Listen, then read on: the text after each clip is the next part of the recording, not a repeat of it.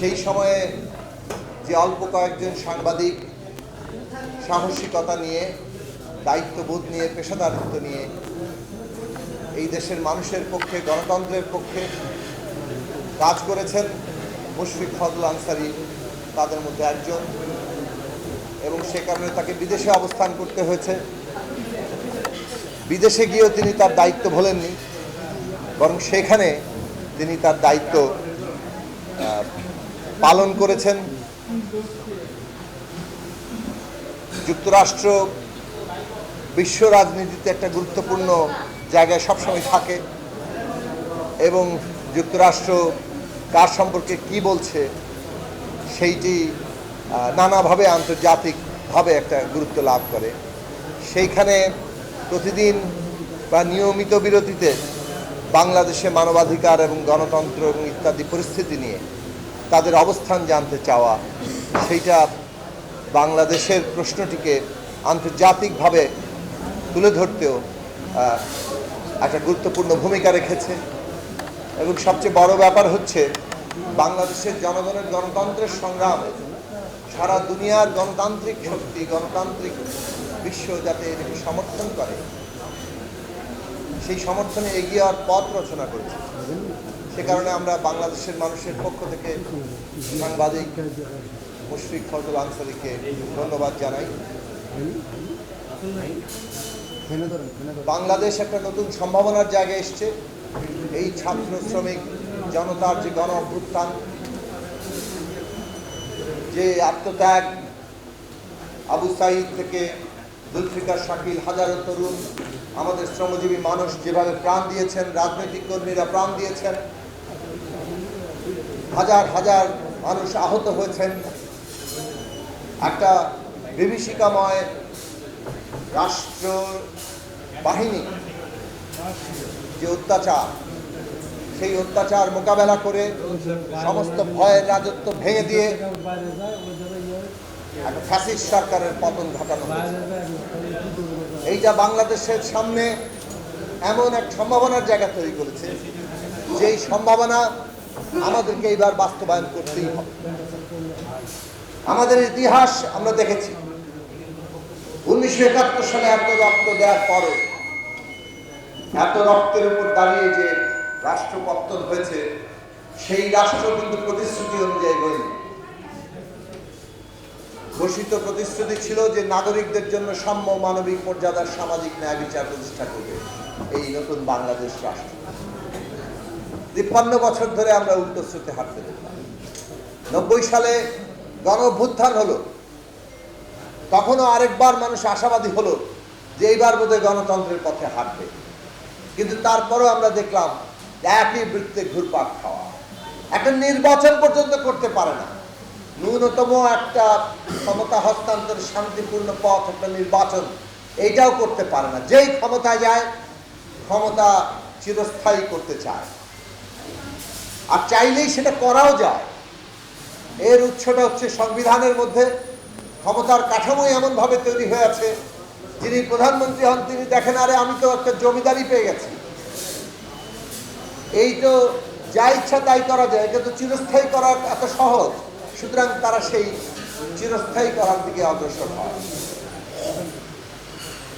আমরা এইবারে যে কারণে পরিষ্কারভাবে রাজনীতিতে বাংলাদেশে এই প্রশ্নটা উত্থাপন করা হয়েছে, যদিও এই প্রশ্ন নতুন নয়।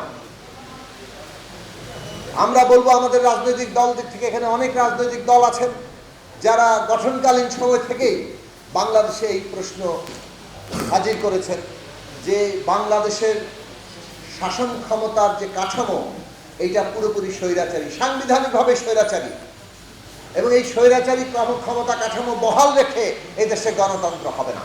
এবং 90-এর গণ আন্দোলনের পরে এই স্বৈরাচারী ক্ষমতা কাঠামোর বদল না করার ফলে আমরা গণতন্ত্রের পথে হাঁটতে পারিনি। কিন্তু 2018 সালের পরে বাংলাদেশে এই প্রশ্নটা সকলের জন্যই, এমনকি বৃহৎ রাজনৈতিক দলগুলোর জন্য একটা বাস্তবতা হিসেবে হাজির হলো যে এই পুরনো বহাল বন্দোবস্ত, যেটা দিয়ে এইরকম একটা ফ্যাসিস্ট ব্যবস্থা কায়েম করা যায়, এই স্বৈরাচারী ক্ষমতা কাঠামোকে একটা ফ্যাসিস্ট নির্বাচনী কর্তৃত্ববাদী একটা মাফিয়া রাষ্ট্রে পরিণত করা যায়, সেই ফ্যাসিস্ট ব্যবস্থা বহাল রেখে বাংলাদেশে আর কোনো গণতন্ত্র হবে না। কাজে একটা নির্বাচনে যদি আমরা চাই, একটা সুষ্ঠু নির্বাচন, তাহলে এই রাষ্ট্র ব্যবস্থার বদল ঘটাতে হবে। এইটা ছিল 2018 সালের ওই মধ্যরাতের ভোট ডাকাতির নির্বাচনের পরে এক রাজনৈতিক বাস্তবতা। সেই বাস্তবতা সামনে ছিল বলেই রাজনৈতিক দলগুলোর মধ্যে রাষ্ট্র ব্যবস্থা সংস্কার এবং বদলের প্রশ্নটি মুখ্য রাজনৈতিক প্রশ্ন হয়ে উঠেছিল এবং যুগপৎ আন্দোলনে 31 দফা রাষ্ট্র ব্যবস্থা সংস্কার এবং রূপান্তরের কর্মসূচি সামনে এসেছিল।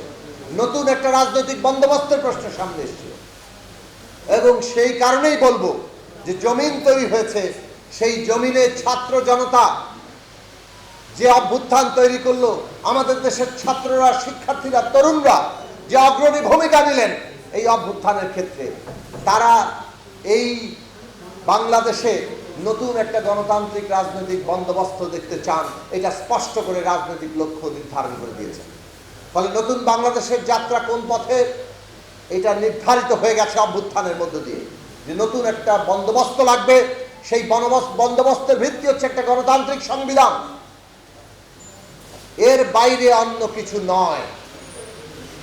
কিভাবে আমরা সেটা অর্জন করব, সেই বিষয়ে এখন জাতীয় ঐক্যমত্য দরকার।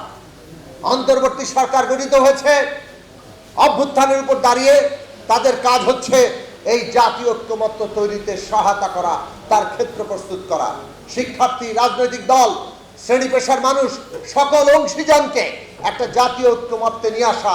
কিভাবে আমরা এই গণতান্ত্রিক রাষ্ট্র, গণতান্ত্রিক সংবিধান অর্জন করতে পারি, কিভাবে এই দেশে স্থায়ীভাবে একটা গণতান্ত্রিক নির্বাচনের পরিবেশ তৈরি হয়, এবং সবচেয়ে বড় কথা হচ্ছে যারাই সরকার আসবে তাদের মধ্যে ক্ষমতার ভারসাম্য এবং জবাবদিহিতার জায়গা সৃষ্টি হয়। আমরা দেখতে পাচ্ছি পুরনো অনেক লক্ষণ এখনো তৈরি হয়ে আছে। গতকাল ঢাকা বিশ্ববিদ্যালয়ে যা হয়েছে, একজনকে পিটিয়ে হত্যা করা, জাহাঙ্গীরনগর বিশ্ববিদ্যালয়ে পিটিয়ে হত্যা করা, এ পর্যন্ত 6 জনকে এভাবে পিটিয়ে হত্যা করা হয়েছে। কোনোভাবে এটা গ্রহণ করা যাবে না। এই অন্তর্বর্তী সরকার ছাত্র জনতা, রাজনৈতিক দল সকলের সমর্থনের উপর দাঁড়িয়ে আছে। আপনাদেরকে এখানে ব্যবস্থা নিতে হবে। ষড়যন্ত্রকারীরা ষড়যন্ত্র করতে পারে, কিন্তু ষড়যন্ত্রকারীদের সফল হতে দেওয়া যাবে না। অবশ্যই এদেরকে আইনের আওতায়, বিচারের আওতায় আনতে হবে যারা এই হত্যাকাণ্ড চালিয়েছে। আগামীর বাংলাদেশ ফ্যাসিস্টরা যে পথে চালিয়েছে তার কোনো লক্ষণ আমরা দেখতে চাই না, এবং সেই বাংলাদেশে প্রতিষ্ঠার ক্ষেত্রে কোন রকম শিথিলতা সেটাও আমরা দেখতে চাই না। রাষ্ট্রশক্তি যারা এখানে অবহেলা করবে, দায়িত্ব অবহেলা করবে, তাদের বিরুদ্ধে দৃঢ় অবস্থান গ্রহণ করেন। আমরা দেখছি পুলিশ বাহিনী এখনো ঠিক মতো কাজ করছে না। পুনর্গঠন করেন, সংস্কার করেন। যারা কাজ করবে না তাদের বিরুদ্ধে অবিলম্বে বিভাগীয় ব্যবস্থা নেন, চাকরি থেকে বরখাস্ত করেন। বাংলাদেশের জনগণের জানমাল নিয়ে কাউকে ছিনিমিনি খেলতে দেওয়া হবে না, এবং অন্তর্বর্তী সরকারকে সেই রকম দৃঢ় অবস্থানের জায়গায় যেতে হবে। বাংলাদেশের এই পরিবর্তনগুলো আমরা দেখতে চাই। মাজারে হামলা আমরা দেখছি, হিন্দু মন্দিরে হামলা আমরা দেখছি, হিন্দু সম্প্রদায়ের উপরে হামলা, নারীর উপরে হামলা। এইগুলো অস্থিতিশীলতা সৃষ্টি করার জন্য ফ্যাসিস্টদের দোসররাই করছে, কিন্তু সেই দোসরদেরকে আইনের আওতায় আনতে হবে। কেবল ফ্যাসিস্টদের দোসররা করছে, সরকারকে তার কালিমালিপ্ত করার জন্য করছে, এই কথা বলে শেষ করা যাবে না। স্পষ্ট কঠোর বার্তা দিতে হবে যে এগুলো বন্ধ করতে হবে। যারা এটা করবে তাদেরকে আইনের আওতায় নেওয়া হবে। যারা মনে করবেন যে অভ্যুত্থানের শক্তি, অভ্যুত্থান, ছাত্র জনতা তাদের পরিচয় নিয়ে এগুলো করে ফেললে পার পেয়ে যাবেন, এগুলো পার পেতে দেওয়া যাবে না। আমরা ছাত্র সমাজকে আহ্বান জানাই, আমরা রাজনৈতিক দলগুলো অবিলম্বে নামবো, এইগুলোর প্রতিরোধ রচনা করতে হবে, কারণ তারা অভ্যুত্থানকেই সত্য অর্থেই কালিমালিপ্ত করতে চাইছে।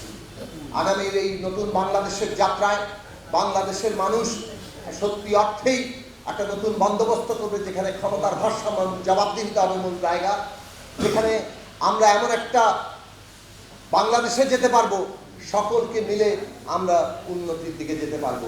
সকল নাগরিকের সুযোগের সমতা, তাদের মানবিক মর্যাদা, তাদের ন্যায় বিচার প্রতিষ্ঠা হবে। সত্য অর্থেই আজকে ৭১-এর এই আশা আকাঙ্ক্ষা ২৪-এ এসে ছাত্র সমাজ বৈষম্যহীন বাংলাদেশ বলে যাকে ধারণ করেছে সেইটাকে আমরা বাস্তবায়ন করতে পারবো।